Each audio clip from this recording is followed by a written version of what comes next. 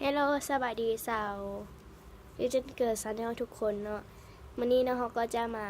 รีวิวกระเป๋าที่เราไปโรงเรียนเนาะโอเคเดี๋ยวเราไปเบิ่งกันเลยอันที่หนึ่งเนาะก็จะเป็น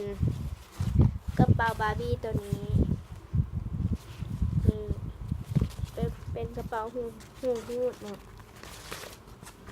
อันที่สองก็จะเป็นกระเป๋าเปแบบนี้ที่แม่เขาซื้อมาตอนจากเกาหลีนี่อันที่สามเนาะก็จะเป็นกระเป๋าแบบค่ายคืออเนโลเนาะที่เราเคยเฮ็ดคลิปรีวิวไปแล้วสามารถไปเบิ่งได้อันที่สี่เนาะก็จะเป็นกระเป๋าผ้าสีดำแบบนี้เพื่อนอันที่ห้าจะเป็นกระเป๋าผ้าแบบเนื้อบางๆเนาะของ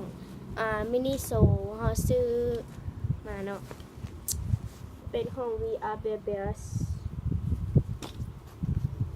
ส่วนอันที่6เราจะเป็นกระเป๋าพายแบบนี้นี่อันที่7เราก็จะเป็นกระเป๋าของ Animalo นี่ส่วนล่ะเนาะตัวนี้นะคะค่อนข้างที่จะบริเป้มันเลยเนาะส่วนอันสุดท้ายเนาะอันนี้จะเป็นกระเป๋าที่เน่าแสนเน่าเนาะจะเป็นกระเป๋าตัวนี้เลยอันนี้ซื้อมาตอนม.1เด้อนี่